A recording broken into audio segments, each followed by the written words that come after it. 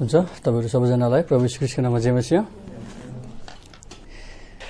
हुन्छ, तपाईहरु मसँग एफएसी को पुस्तकमा पल्टाउनु होला। एफएसी 5 अध्यायको 16 अनि 17 पद।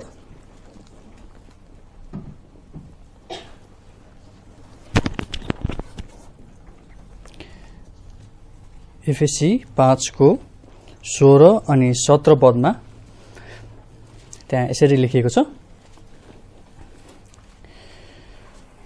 समय खेर जान नदेऊ, किनकि दिन खराब छन्, यसै कारण मूर्ख नहो, तर प्रभुको इच्छा के रहेछ सो बुझ्ने हो। एफएसी 5 को 16 अनि 17।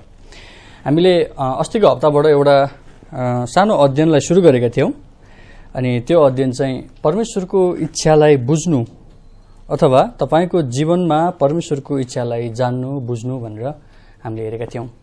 अनि हामीले त्यतिखेर चाहिँ के हेरेका थियौं भन्दाखेरि हामी जति पनि अध्ययन गर्न लागिरहेका छौं यो कुरा चाहिँ चारवटा साधारण सत्यताहरूमा आधारित छन् भन्ने कुरा हामीले हेरेका थियौं, जसमा पहिलो चाहिँ परमेश्वरसँग तपाईको निम्ति एउटा इच्छा छ भन्ने थियो।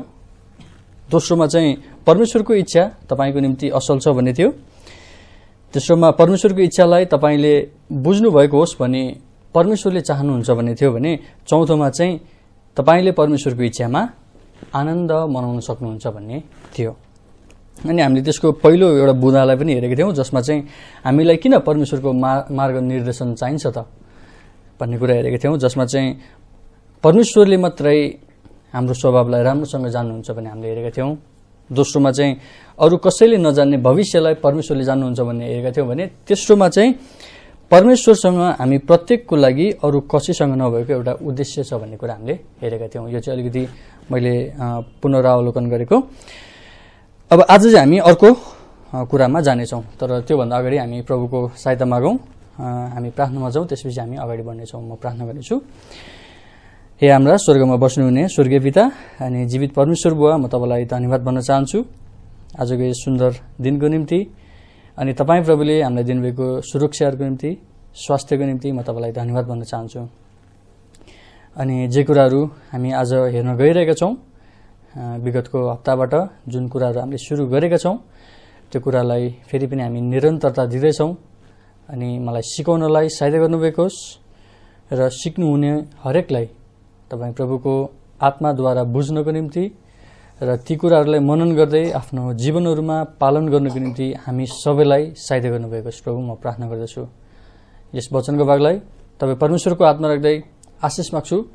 हामीलाई प्यार गर्नुहुने यस प्रभु ख्रीष्टको नाममा, आमेन। आज हामी दुईटा कुरालाई हेर्न गइरहेका छौं। पहिलो कुरा चाहिँ परमेश्वरको इच्छा बारे हुने गरेका गलत धारणाहरू भन्ने हामी हेर्न गइरहेका छौं। परमेश्वरको इच्छा बारेमा विश्वासीहरूमा कस्ता कस्ता किसिमका चाहिँ गलत धारणाहरू छन् त भन्ने कुरा हेरौं। जस्तै पहिलो गलत धारणा चाहिँ के छ भन्दाखेरि परमेश्वरको इच्छा लुकिएको हुँदछ भनेर चाहिँ उनीहरूले भन्छन्। लुकिएको भन्नेको मतलब चाहिँ हामीले जान्नै सक्दैनौं, कसरी जान्न सक्छौं भनेर सोचिरहेका हुन्छन्। तपाईलाई थाहा छ कतिपय क्रिस्चियनहरूले के भन्छन् भन्दाखेरि यो कुरामा चाहिँ परमेश्वरको इच्छा मेरो जीवनमा यो हो है भनेर उनीहरूले भन्छन्। अथवा भनौं परमेश्वरको इच्छालाई मैले बुझेको छु अथवा पत्ता लगाएको छु भनेर भन्छन्। अब यसको माने चाहिँ यो होइन कि परमेश्वरको इच्छा हराएको थियो र विश्वासीहरूले चाहिँ पत्ता लगाइदिएको छ, हैन, त्यो होइन। परमेश्वरको इच्छा उहाँले जहिले पनि छर्लङ्ग गरेर चाहिँ हामीलाई सिकाउनुहुन्छ। हामीले गत हप्ता हेरेका थियौं नि, हैन, परमेश्वरको इच्छालाई हामीले जानेको उहाँले चाहनुहुन्छ। हामीले हेरेको चाबी पदमा पनि एफएसी 5 को 17 मा पनि परमेश्वरको इच्छा, प्रभुको इच्छा के रहेछ सो बुझ्ने हो भनेर भनेको छ। भनिसकेपछि प्रभुको इच्छा हामीबाट लुकिएको छैन। त्यसैकारणले गर्दाखेरि मानिसहरूले सोचे जस्तै परमेश्वरको इच्छा के हो लुकेको हुन्छ त्यो त खोज्नै सकिन्न भन्ने खालको चाहिँ हुँदैन। कुनै विश्वासीले चाहिँ मैले यो कुरामा चाहिँ परमेश्वरको इच्छा पाएको छु है अथवा परमेश्वरले मलाई देखाउनु भएको छ है भनेर भन्दैछ भने त्यसको माने चाहिँ के हो भन्दाखेरि त्यो कुरामा चाहिँ ऊ अब विश्वस्त भएको छ, हैन, विश्वस्त भएको छ र उसले चाहिँ त्यो कुरामा ढुक्कसँग चाहिँ अगाडि बढ्न सक्छ भन्ने कुरामा चाहिँ ऊ निश्चिन्त भएको कुरा उसले बताउन खोजेको। दोस्रो गल्ती उनीहरूले के गर्छन् भन्दाखेरि उनीहरू के भन्छ भन्दाखेरि यो यस्तो कुनै कुरा हो जसलाई म गर्न अत्यन्तै चाहन्छु, त्यसै कारण सम्भवतः यो नै परमेश्वरको इच्छा मेरो जीवनमा हुनुपर्छ। एकचोटि ध्यान दिनु है, तपाईँलाई कुनै कुरा एकदमै गर्न मन लाग्छ भने के सधैँभरि त्यो कुरा परमेश्वरको इच्छा नै हुन्छ भन्ने छ र? छैन। बाइबलले हामीलाई भन्छ परमेश्वरले हाम्रा हृदयका चाहनाहरू पूरा गरिदिनुहुन्छ, ठिक हो, तर त्यसै पूरा गरिदिनुहुन्छ भन्ने कुरा चाहिँ गरिएको छैन। अब एकचोटि मसँग भजन सङ्ग्रहको पुस्तकमा जाउँ। भजन सङ्ग्रह 37 अध्यायको 4 पदमा, भजन सङ्ग्रह 37 को 4 मा त्यहाँ यसरी भनेको छ, अनि परम प्रभुमा मग्न हो र उहाँले तिम्रा हृदयका चाहनाहरू पूरा गरिदिनु हुनेछ। खुसीको कुरा के छ भन्दाखेरि परम प्रभुले हामीले चाहेका कुराहरू पनि पूरा गरिदिनुहुन्छ, हैन? तर यो भनेको चाहिँ के हो भन्दाखेरि हाम्रो हृदयको चाहना पूरा हुनुभन्दा अगाडि चाहिँ एउटा शर्त राखिएको छ। त्यो शर्त के हो त भन्दाखेरि परम प्रभुमा मग्न हो। हामी जस्तो पाए त्यस्तै किसिमले चाहिँ चाहनाहरू राख्ने, जस्तो पाए त्यस्तै किसिमले चाहिँ इच्छाहरू राख्ने, अनि जस्तो पाए त्यस्तै किसिमले चाहिँ कुनै कुरालाई चाहिँ चाहिने भन्दा बढी गर्न खोज्ने, परम प्रभुले हामीलाई त्यो पूरा गर्न सक्नुहुन्न। किन त भन्दाखेरि हामीले यहाँ भनेको पहिलो शर्तलाई चाहिँ बिर्सिरहेका हुन्छौँ। परम प्रभुमा मग्न हो। परम प्रभुमा मग्न नभइकन परमेश्वरको इच्छा यही हो भन्ने कुरा हामीले कसरी थाहा पाउन सक्छौँ? सक्दैनौँ। हाम्रा हृदयको चाहनाहरू पूरा गरिनु छ भने परम प्रभुमा हामी मग्न हुनुपर्छ। अब यो भनेको चाहिँ कस्तो भन्दाखेरि जब हामी गम्भीरतापूर्वक परमेश्वरको वचन अनुसार, हैन, ठिक तरिकाले हामी परमेश्वरमा आफ्नो ध्यान लगाउँछौँ भने त्यसपछि के हुन थाल्छ थाहा छ? परमेश्वरको इच्छा र हाम्रो इच्छा मिल्न थाल्छ। हामी कहिले पनि परमेश्वरको वचनभन्दा बाहिर गएर इच्छा गर्ने काम गर्दैनौँ। उदाहरणको लागि मैले साँच्चै म परमप्रभुमा म भक्तिपूर्ण जीवन जिउँछु भने र परमेश्वरको इच्छा अनुसार जिउन चाहन्छु भने म कुनै एउटा अविश्वासी व्यक्तिलाई म विवाह गर्नको निम्ति म सोच्न सक्दिनँ, हैन? अब त्यसो भए के हो त? मैले विवाह गर्नको निम्ति म के गर्छु त? परमेश्वरको वचनले दिएको अनुसार एउटा मापदण्ड जुन तोकिएको छ त्यो अनुसार म खोज्न थाल्छु भने त्यसपछि परमेश्वरले पनि हामीलाई के गर्नुहुन्छ त? उहाँले देखाउनु हुने एउटा उहाँको इच्छा चाहिँ के छ त? त्यो कुरालाई उहाँले हामीलाई देखाउनुहुन्छ। भनिसकेपछि अब के हुन्छ त?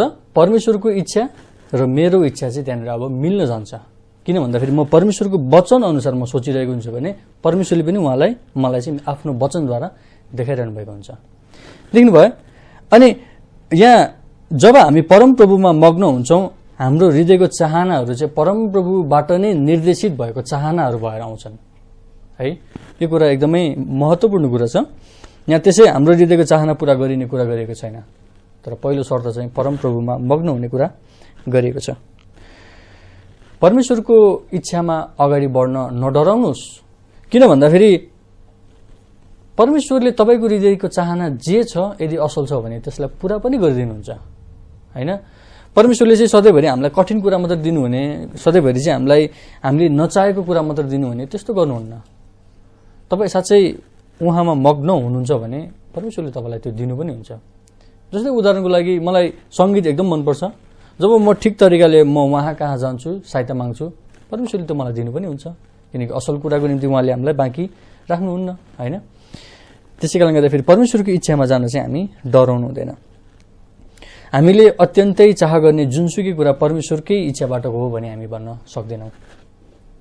हो, हाम्रो हृदयको चाहना परमेश्वरले पूरा गर्नुहुन्छ, तर हामीलाई चाहिँ उहाँले एउटा शर्त राख्नुभएको छ। त्यो शर्त चाहिँ के हो भन्दाखेरि उहाँमा मग्न हुने। हामीमा प्रार्थना छैन, हामीमा पर्खाइ छैन, हामीमा पवित्रता छैन भने त्यो हाम्रो हृदयको चाहनाभन्दा बढी चाहिँ के हुन जान्छ भन्दाखेरि हाम्रो हृदयको अभिलाषा हुन जान्छ। अभिलाषा र चाहनामा फरक छ, है? तपाईँले कुनै कुरालाई चाहिँ चाहिने भन्दा बढी चाहिँ एकदमै जोड दिनुभयो भने त्यो के हुन जान्छ? त्यो अभिलाषा हुन जान्छ। मानौ मैले चाहिँ अबको 2 महिनामा जसरी भए पनि 2 तोला सुन किन्छु भनेर म लागेँ, मसित पैसा छैन, लागेँ, म यताबाट पनि लाग्छु उताबाट पनि लाग्छु होइन, कुनै व्यक्तिलाई माग्छु, मिल्यो भने कसैबाट चाहिँ ठग्छु अथवा कसैको चोर्छु भने के हुन जान्छ त भन्दाखेरि त्यो चाहिँ अभिलाषा हुन जान्छ। हृदयको चाहना र बेठिक अभिलाषामा त्यहाँ फरक छ, भिन्नता छ। कुनै कुरालाई तपाईँले एकदमै धेरै चाहना गरिरहनु भएको छ भने त्यो साँच्चै चाहना कहाँबाट आइरहेको छ त विचार गर्नुहोस्। त्यो परमेश्वरबाटै आइरहेको कुराद्वारा भएको हो कि अथवा तपाईँको शरीरले नै माग गरेर चाहिँ त्यो कुरा तपाईँले एकदमै धेरै जोड दिइरहनु भएको छ। हामी गम्भीर हुनुपर्छ। त्यसै कारणले गर्दाखेरि तपाईँको हृदयले सोचेका सबै कुराहरू परमेश्वरको इच्छाद्वारा आउँछन् भन्ने कुरा चाहिँ छैन। तेस्रो गल्ती के गर्छन् भन्दाखेरि उनीहरू के भन्छन् भन्दाखेरि यो समस्याको प्रत्येक भागहरूको निम्ति मैले अहिलेसम्म एउटा निश्चित उत्तर पाइसकेको छैन, त्यसै कारणले गर्दाखेरि म अब केही गर्नै सक्दिनँ, म अगाडि बढ्नै सक्दिनँ भनेर भन्छन्। भन्नु खोजेको मतलब चाहिँ के हो भन्दाखेरि तपाईँको जीवनमा कुनै समस्या आयो, अब समस्या आयो अथवा यस्तो अवस्था आइदियो जुन अवस्थाको पछिल्लो भाग अथवा अन्तिम बिन्दु तपाईँले देख्न सक्नुहुन्न, अनि उनीहरू डराउँछन् अब कसरी पाइला चाल्ने त, कसरी समाधानतर्फ जाने त उनीहरूलाई थाहा हुँदैन।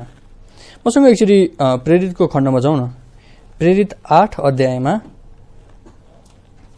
हामीलाई चाहिँ परमेश्वरले सबै कुरा एकैचोटि देखाउनु हुँदैन भन्ने एउटा उदाहरण त्यहाँ दिइएको छ। प्रेरित 8:5 तपाईँले हेर्नुहुन्छ भने त्यहाँ फिलिपको घटना छ।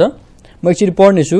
प्रेरित 8:5 तब फिलिप तल सामरियाको सहरमा गए र तिनीहरूलाई ख्रीष्ट प्रचार गरे।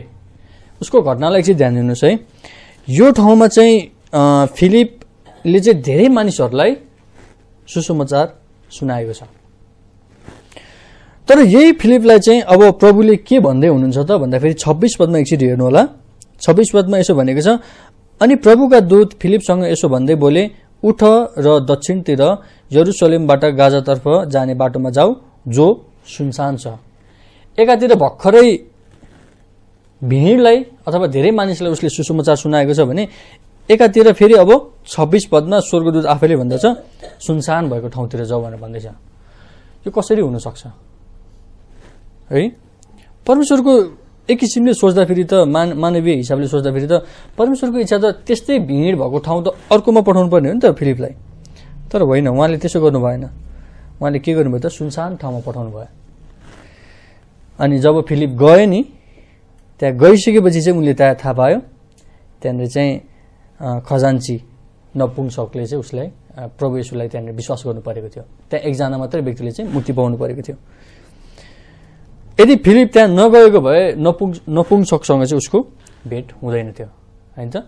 उसले एकचोटिमा एउटा पाइला चाल्नुपर्ने थियो। तपाईँले मत्ती 9 अध्यायको 19 पनि एकचोटि हेर्नु होला। हामी एकचोटि त्यहाँ पनि जाउँ। मत्ती 9को 19 मत्ती 9 अध्यायको 19 पदमा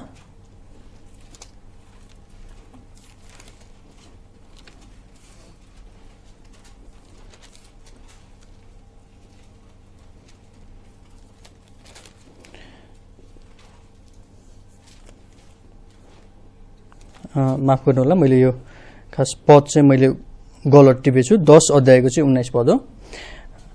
मत्ती 10को 19 त्यहाँ यसरी भनेको छ, तर जब तिनीहरूले तिमीहरूलाई सुम्पिदेलान् तब कसरी वा के बोल्नुपर्ने हो भनी फिक्री नगर, किनकि जे तिमीहरूले बोल्नु पर्दछ सो कुरा त्यही घडी तिमीहरूलाई दिइनेछ। चेलाहरूलाई के भनेको छ भन्दाखेरि तिमीहरू जाओ, तर त्यो बेलामा के बोल्नुपर्छ भनेर अहिलेदेखि चिन्ता नगर, किन भन्दाखेरि त्यो समयको निम्ति जे बोल्नुपर्छ त्यति नै खेर दिइनेछ।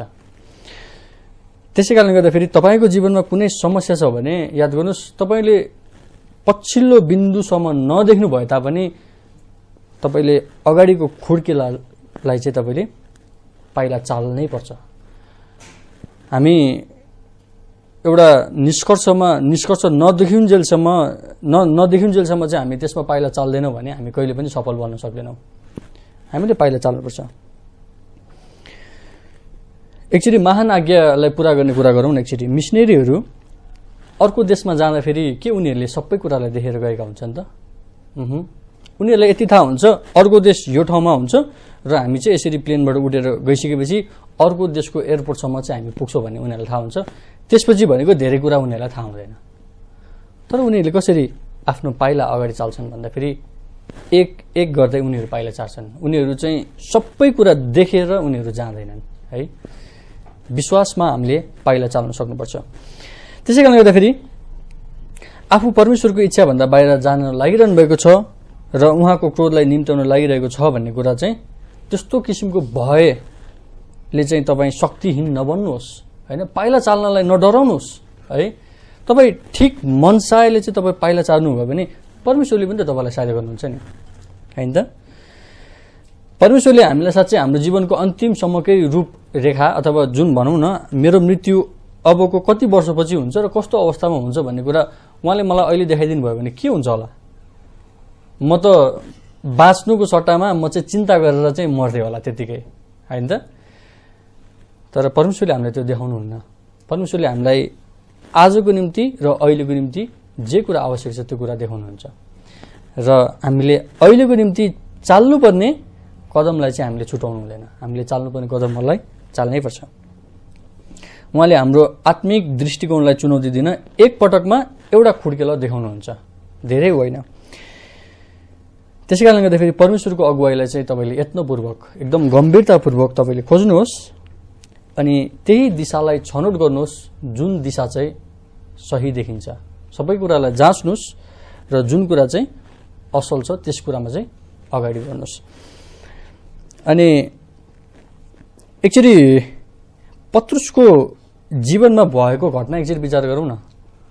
पत्रुस त्यहाँनिर चाहिँ पानीमा हिँड्दाखेरि है उसले एक एक गर्दै पाइला चाल्दै जाँदाखेरि चाहिँ ऊ डुबेको थियो। तर येशू ख्रीष्टले के गर्नुभयो त उसलाई सम्हाल्नु भयो। डुब्न त लागेको थियो तर पनि उसले जब विश्वासद्वारा पाइला चालेका थिए नि प्रभु येशू ख्रीष्टले उसलाई हपार्नु भयो तर उसलाई डुब्न दिनु भएन। उसलाई चाहिँ त्यहाँनिर सम्झाउनु भयो होइन। त्यसपछि ऊ माथि उक्लिएको छ। तर एकचोटि याद गरौँ न, पत्रुस ढुङ्गाबाट पानीमा झर्दै गर्दाखेरि त्यहाँ ढुङ्गामा अरू पनि त थिए नि। पत्रुसको पछि पछि त्यहाँ कोही आएको थियो त थिएन। अरूहरू के गरिरहेको थियो होला, पक्कै हाँसिरहेका थिएन होला होइन। पत्रुसको अवस्था देखेर चाहिँ उनीहरू अथवा डराइरहेको थियो होला, थाहा छैन। पत्रुस सँगसँगै विश्वासमा पाइला चाल्नेहरू त्यहाँ कोही पनि थिएन है। कमसेकम पत्रुसले पाइला चाले र उसले विश्वासद्वारा पाइला चालेका छन्। हामीले पनि सबै कुरा देखेर हामी जिउँदैनौँ तर हामी विश्वासद्वारा जिउँछौँ। त्यसै कारणले गर्दाखेरि कुनै कुराको समस्या आएको छ भने हामी त्यसमा त्यत्तिकै बस्ने काम नगरौँ, त्यसमा पाइला चाल्ने काम गरौँ। एकचोटिमा एउटा पाइला।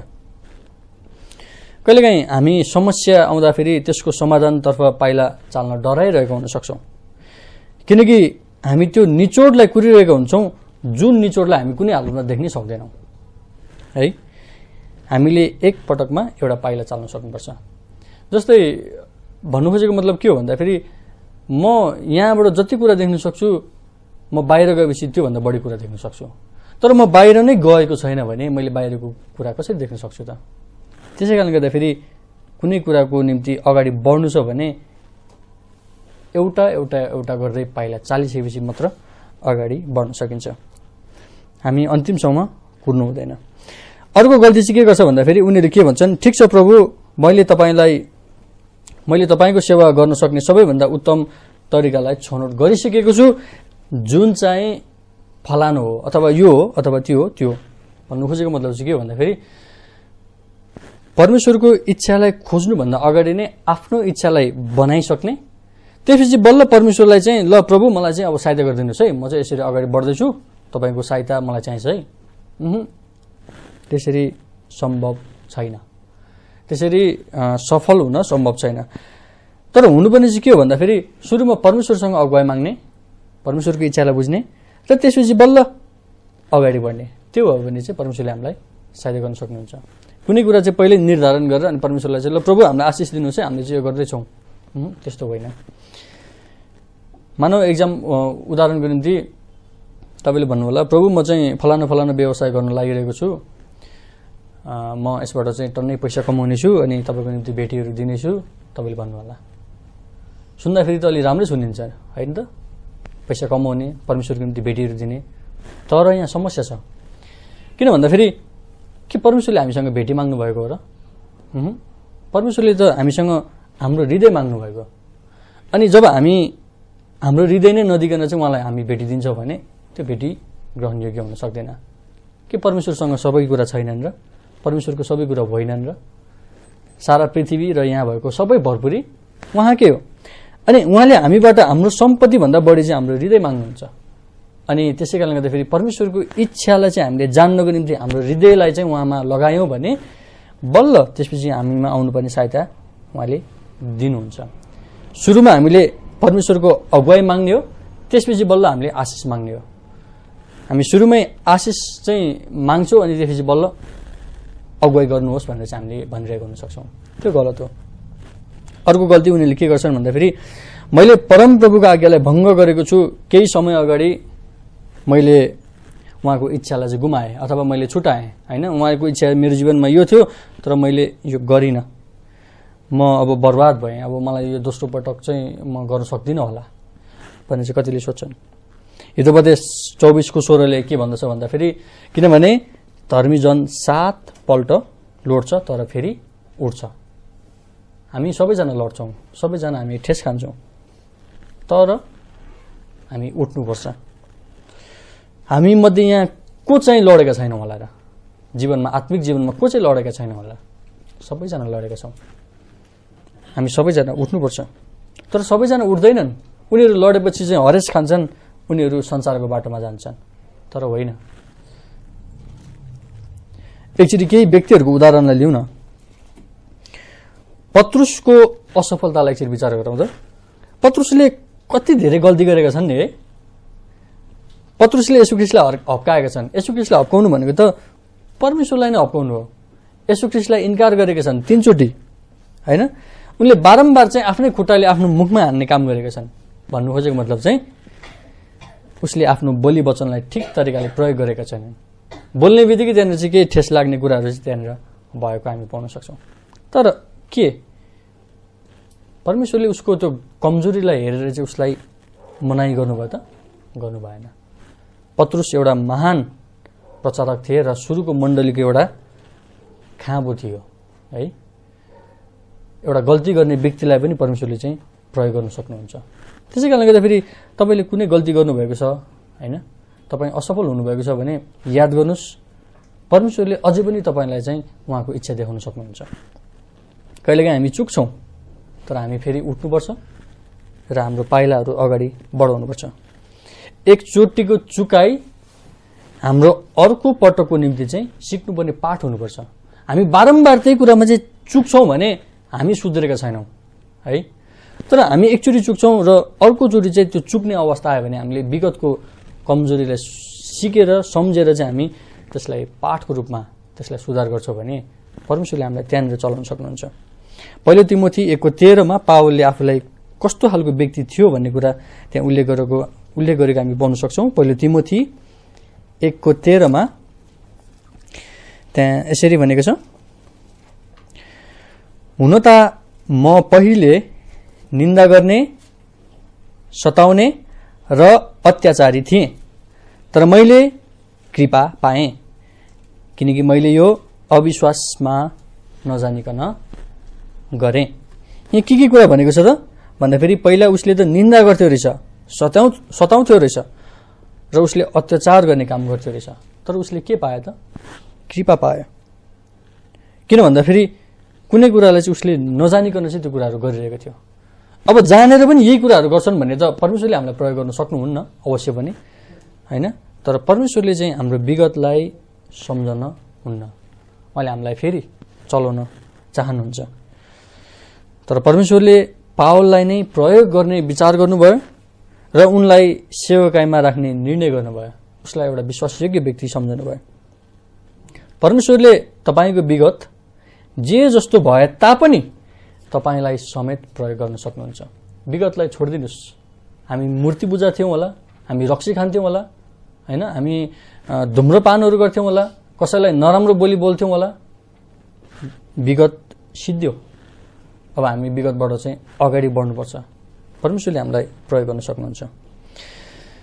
हामी अर्को बुँदामा जाउँ आजको। त्यो चाहिँ के भन्दाखेरि परमेश्वरको इच्छालाई कसरी छुटाइन्छ अथवा के कारणले गर्दाखेरि चाहिँ हामीले परमेश्वरको इच्छालाई जान्न सक्दैनौँ त। यदि तपाईँले परमेश्वरको इच्छालाई छुट्याउन सक्नुहुन्न भने त्यहाँ कुनै कुरा मिलिरहेको छैन। मेरो जीवनमा परमेश्वरको इच्छा यही हो भनेर चाहिँ तपाईँले त्यहाँ ठिक तरिकाले गर्न नसकिरहनु भएको छैन अथवा त्यसलाई छनौट गर्न सकिरहनु भएको छैन भने त्यहाँ केही न केही समस्या छ। तपाईँको जीवन चाहिँ परमेश्वरसँग लयभन्दा बाहिर गएको छ। भन्नु खोजेको मतलब चाहिँ जुन तालमेल मिल्नुपर्छ नि परमेश्वरसँग हाम्रो तालमेल मिलिरहेको छैन भने त्यहाँ ठुलो समस्या हुन्छ। हामीले परमेश्वरको इच्छालाई बुझ्न सक्दैनौँ। जस्तै म अलिकति फरक परीक्षण गर्न चाहन्छु।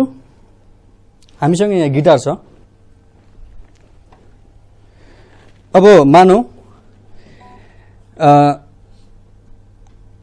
हामीले गाउने भजनहरू कति धेरै छन् है। जुनसुकै भजन गाए पनि यदि यो गिटारको ट्युनिङ मिलेको छ भने त्यो मिल्छ हैन। तर यदि यो गिटारको ट्युनिङै मिलेको छैन भने हामीले जतिसुकै भजन गाए पनि त्यो मिल्दैन। जस्तै उदाहरणको निम्ति हामीले गाउने भजनहरू चाहिँ मानौ परमेश्वरको इच्छा हो भनेर सम्झिनु होला र यो गिटार चाहिँ हाम्रो जीवन हो भनेर सम्झिनु होला है। जस्तै केही भजनहरू अलिकति म यहाँ गाउनेछु, मिल्छ कि मिल्दैन एकचोटि हेरौँ। गिटारको ट्युनिङ मिलेको छ अनि हामीले गाउने भजन अब मिल्छ कि मिल्दैन। जस्तै अचम्मको अनुग्रह गाउँदा फेरि अचम्मको अनुग्रहले मिल्यो है। ट्युनिङ पनि मिलेको छ, भजन पनि मिलेको छ। स्वर त्यति राम्रो छैन होला तर मिलेको छ है।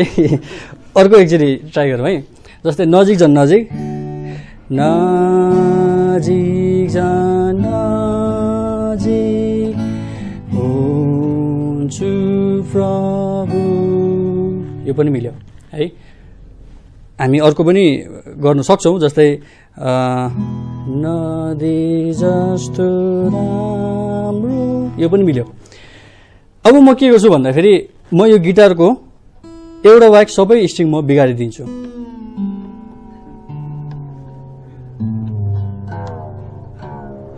अब म गाउन प्रयास गर्छु है। जस्तै हामीले अघि गाएको भजन जब शान्तिको नदी म भित्र बग्दछ।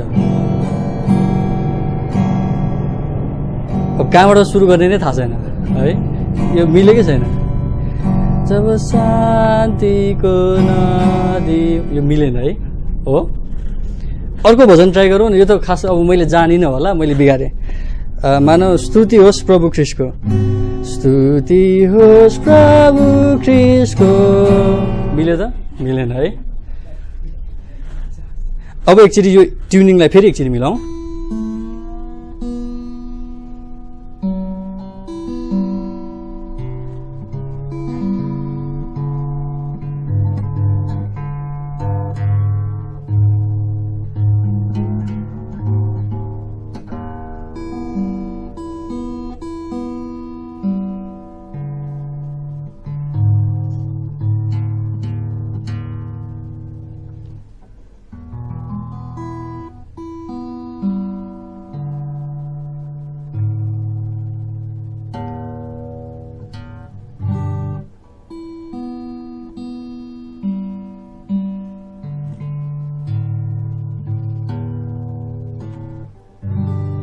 लगभग मिल्यो, पुरै मिलेको छैन।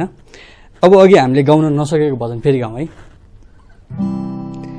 जब शान्तिको नदी म भित्र बग्दछ, यो त सक्यो हो। फेरि अर्को भजन एक प्रयास गरौँ। स्तुति होस् प्रभु ख्रीष्टको, स्तुति होस् प्रभु ख्रीष्टको, यो पनि मिल्यो। अघि हामीले सकेनौँ, अहिले किन सक्यौँ भन्दाखेरि यो गिटारको ट्युनिङ मिलेको छ हो।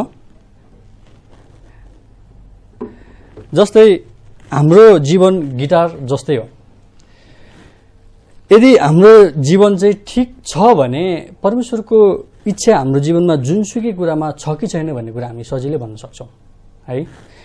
तर हाम्रो जीवन चाहिँ त्यो गिटारको ट्युनिङ जस्तो मिलिरहेको छैन भने यो कुरामा पनि परमेश्वरको इच्छा थाहा छैन, यो कुरामा पनि परमेश्वरको इच्छा थाहा छैन, अगाडि बढ्नु खोज्यो के भइदिइहाल्छ, मिल्दैन, सिद्धिन्छ हो। अब यो कुरालाई चाहिँ समर्थन गर्नको निम्ति तपाईहरु मसँग याकुबको पुस्तकमा एकचोटि पल्टाउनु होला।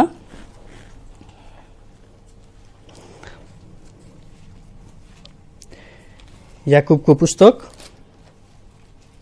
4 अध्यायमा हामीले शनिबार पनि यो कुरालाई चाहिँ अध्ययन गरिरहेका छौं।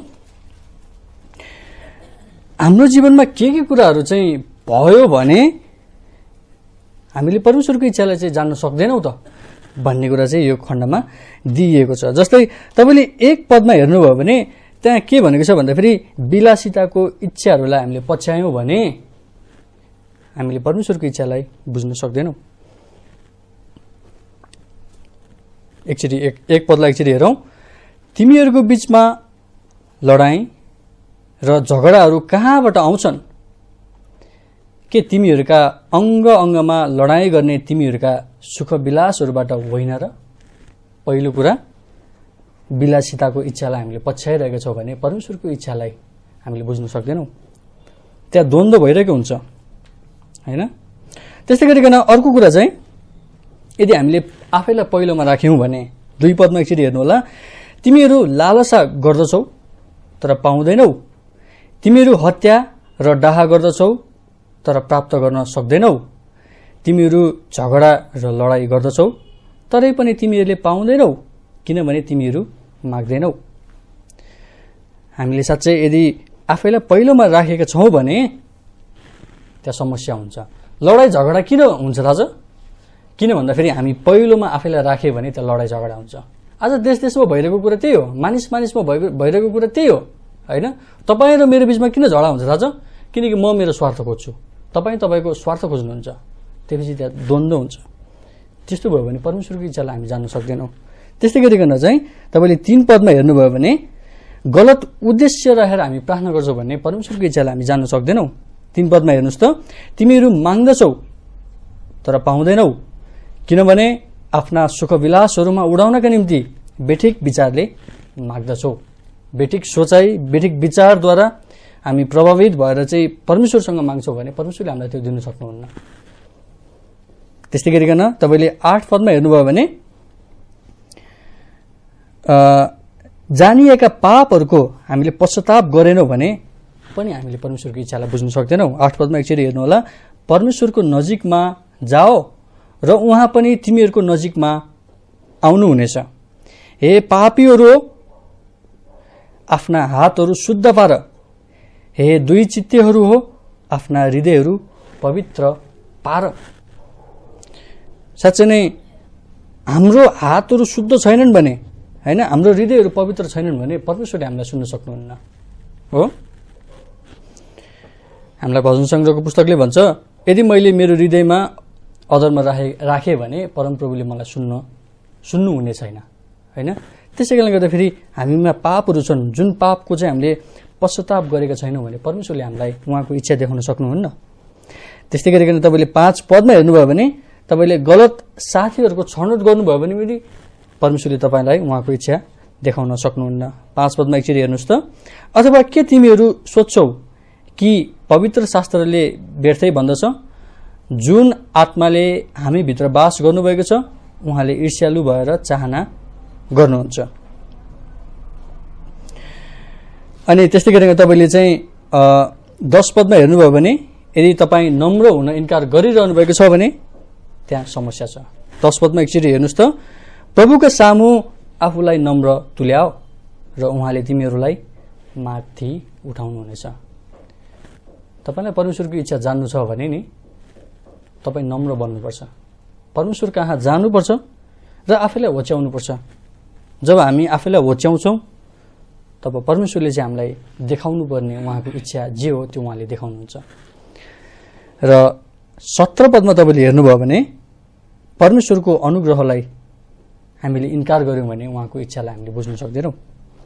एकचोटि हेर्नुहोस् न 13 देखि 17 मा त्यहाँ यसरी भनेको छ, अब आओ तिमीहरू जो यसो भन्दछौ, आज वा भोलि हामी फलाना शहरमा जानेछौँ र त्यहाँ 1 वर्ष रहनेछौँ, व्यापार गर्नेछौँ अनि नाफा कमाउनेछौँ। तर भोलि के हुनेछ सो तिमीहरू जान्दैनौ, किनकि तिमीहरूको जीवन के हो र? यो त बाफ हो जो थोरै समयका लागि देखा पर्छ र त्यसपछि हराइजान्छ।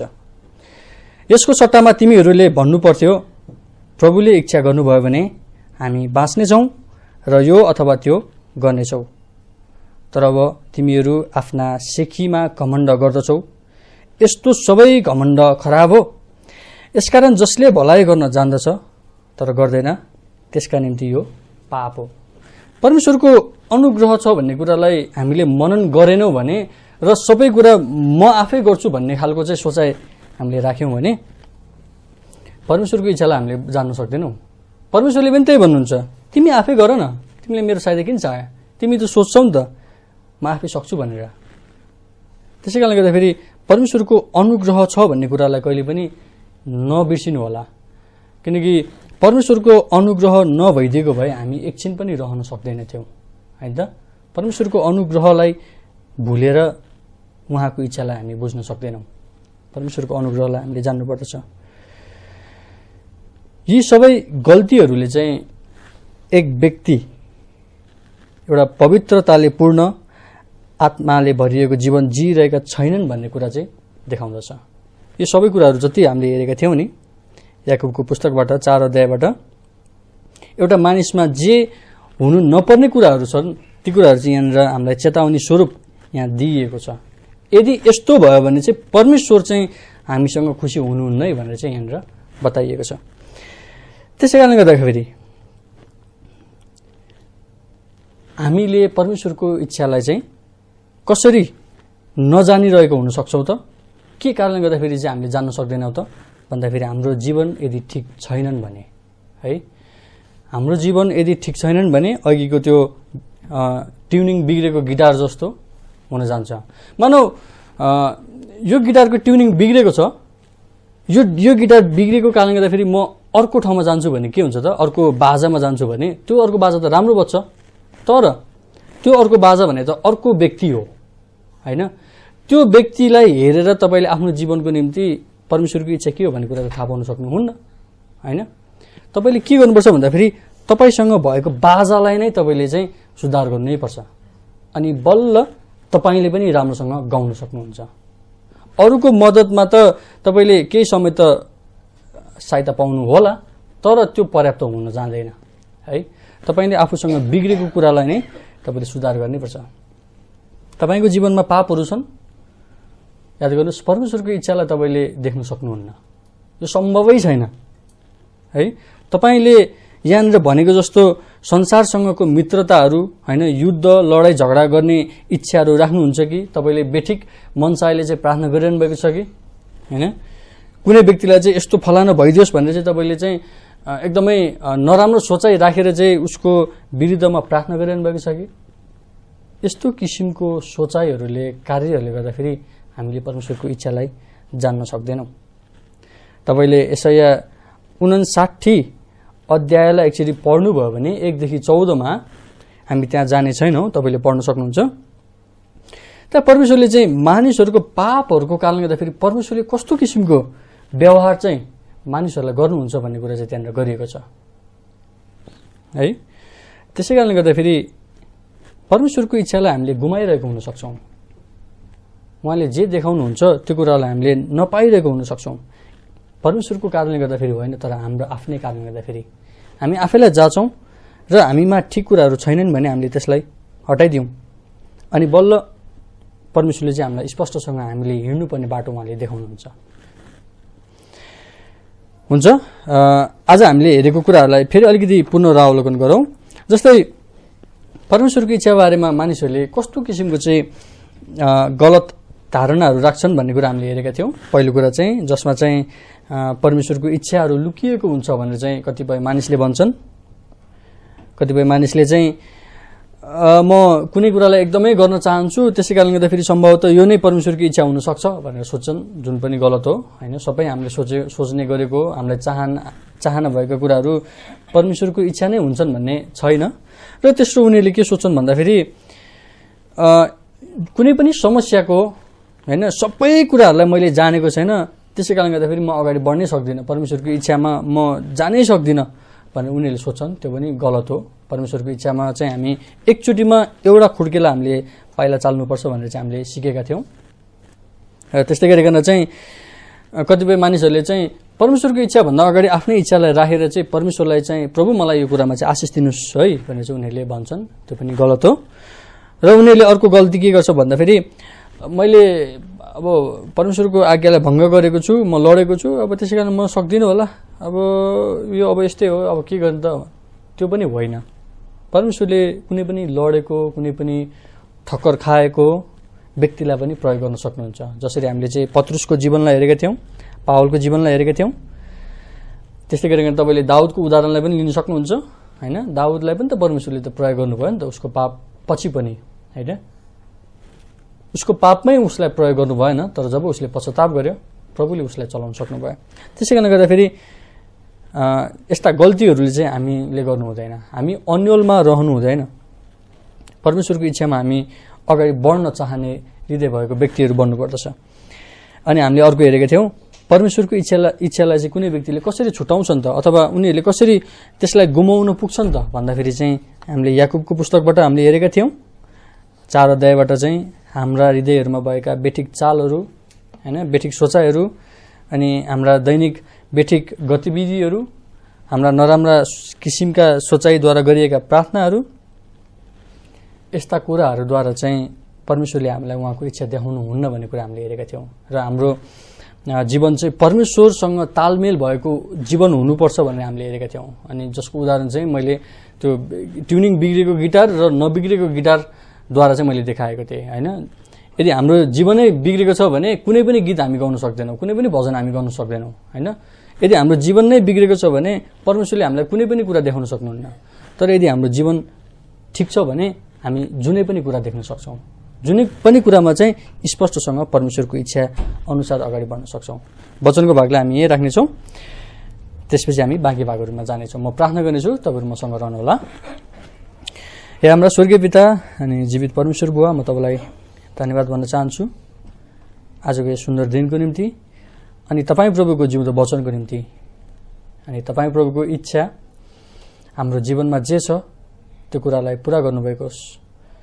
अनि हामी साँच्चै नै तपाईँ प्रभुको इच्छालाई बुझ्ने व्यक्तिहरू बन्न सकौँ र हामी आफ्नै चालहरूमा होइन तर तपाईँ प्रभुले चाहनुभएका चालहरूमा हिँड्न सकौँ। र याकुबको पुस्तकले भने चाहिँ हामी बेठिक मनसाय लिएर बेठिक चालचलनहरू चलेर हामी हिँड्ने होइन, तर तपाईँ प्रभुको इच्छा अनुसार हिँड्ने र तपाईँ प्रभुको वचनलाई पछ्याउने व्यक्तिहरू बन्न सकौँ, ताकि हामी तपाईँ प्रभुको इच्छामा तपाईँ सँगसँगै हिँड्न सकौँ। प्रभु, म प्रार्थना गर्दछु यो वचन सुन्नेहरू सबैलाई र मलाई आशिष दिनुभएको होस्। यस वचनको भागलाई तपाईँ परमेश्वरको आत्मा राख्दै आशिष माग्छु। हामीलाई प्यार गर्नुहुने यस प्रभु ख्रीष्टको नाममा, आमेन।